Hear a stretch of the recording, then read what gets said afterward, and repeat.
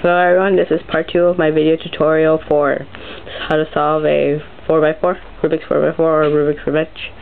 As you can see, I've already scrambled it up to save some time. So, if you saw my other video, you should get a gist of the basic notation for the 4x4. So, I hope you understand that, or else you'll be lost. So, it's also nice if you have a regular 3x3 with you, one with the regular colors, so it'll help later on. I'll tell you when. So first thing we want to do is build up these 4 centerpieces. Since there isn't just one centerpiece, I'll tell us color on a 3x3. See, there's one centerpiece, and that tells us what color face that is. So that's what we have to build for now. We have to build all 6 of them. But like on a 3x3, they have to be in this order. See, green is always opposite to blue, white is always opposite to yellow, orange is always opposite to red. But also, if you have everything right but it doesn't follow this clockwise pattern, it'll throw you off. So the one I like to memorize, it's blue, yellow, red. If you get this like this, if you get these correctly in a clockwise pattern, blue, yellow, red, and you get everything that's supposed to be opposite to that, you'll be fine. So let's get started. Alright, so since we're memorizing blue, yellow, red in a clockwise position, blue, yellow, red, let's start with blue. So first thing you want to do is locate little blue squares that are within these 4 on any of these faces. And let's say I have one here, or let's say you have one there. What you want to do is pair this one and that one. So, or pair any 2. So there, I pair these 2, and do the same thing and find the other 2 that belong here. So I have one here and one there. So there aren't any algorithms. It's just basically intuitive, and you have to use logic. So if you're completely stupid, this will take a very long time. So this is right here, and that's right there. So if I want to pair them up, I'll just move this like that, and then move this blue up twice, and there. And now what we want to do is get these 4 positioned in one face. So all I have to do is just move this twice and just move up. See? Now, what we memorized, it's blue, yellow, red. So in clockwise position, blue, and yellow, then red. So let's do yellow next. So look for any yellow pieces. Here are 2. Here's one. So since there's one right here, what we can do is pair this one with this one right here. So we do that by just moving this up, right? And then let's turn this way, or either way, so we could put the other slot of 2 yellows right here. So this isn't real hard. I hope it's not hard. So just look for the other 2 yellow.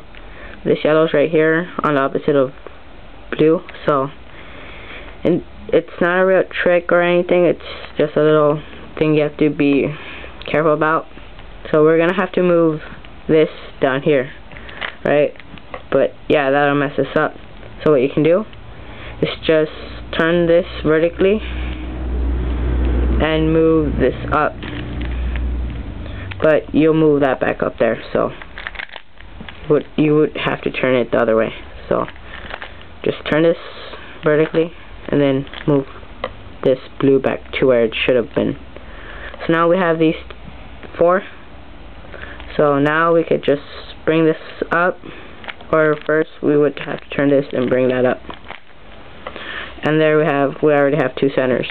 So let's just do red. Let's see, there's one red piece here, one red here.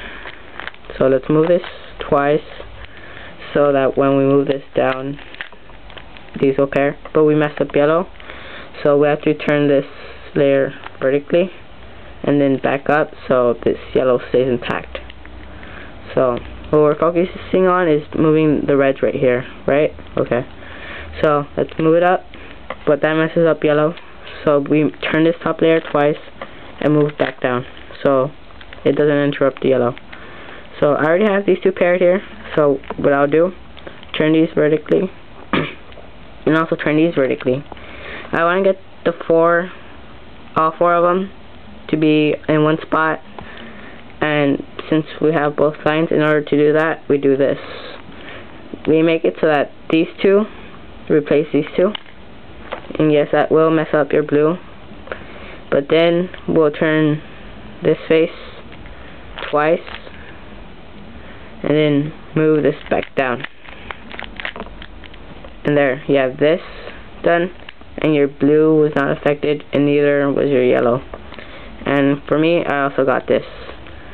So, and now we have just two more to go, and make sure that you know what's supposed to be where. So yellow is always opposite to white, and white's supposed to be there. If not, it'll be really messed up when after you start solving like a 3x3. Get to that later. So in order to do this, in this case right here, where you have one missing and like these are just missing, what I like to do is I'll move this layer, the one with the white missing, up so that it makes a pair of two. So let's say I put it right here. No, that does not make a pair of two. Let's say we twist this and we turn it up. That does not make a pair of two, so that won't work. If we do it like this, it won't make a pair of two, or just a pair of two by itself. This is a pair of two, but we want this out of there, so that won't work. So we turn it like that, and if we move it up, we have this single pair of two. Then we want this white to be right here, so we can fix it. So we turn it this way and move down, and now we have white. So after you've done all your centers, double check if you have everything how it's supposed to be. So let's see, blue, yellow, red. I mean, need everything that's opposite to that. Blue is always opposite to green. Red is always opposite to orange, but that's not orange. And yellow is always opposite to white. But so these two are wrong. So if you get anything like this, what I do to flip them is move any of these two up, move the top twice, and then bring these oranges back down. Right, now all we need to do is just bring these white up. So after you do that, you get these whites to replace each other when you move them up. Move the top layer twice and then bring it back down, and now we have everything how it should be. Let's check again. Blue, yellow, red. Red's opposite to orange. Blue is opposite to green, and white's opposite to yellow. So there aren't any algorithms to help you here. This uses a lot of logic. I hope you understand this. If not, just keep watching until you do, or just keep watching this video until you do, and we'll get to the next step in my next video. So stay tuned for my next